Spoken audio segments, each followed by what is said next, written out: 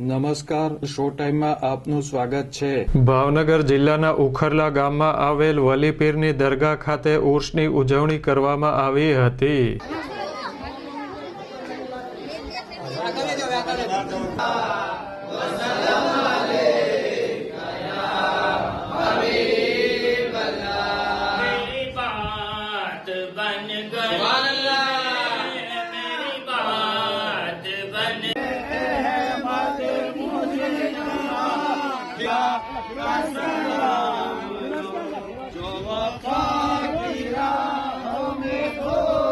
ઉર્સ નિમિત્તે દરગાહ ખાતે સંદલ, મિલાદ, ચાદરવિધિ, સામૂહિક દુઆ સહિતના વિવિધ ધાર્મિક કાર્યક્રમો યોજાયા હતા, જેમાં શ્રદ્ધાળુઓ મોટી સંખ્યામાં હાજર રહ્યા હતા।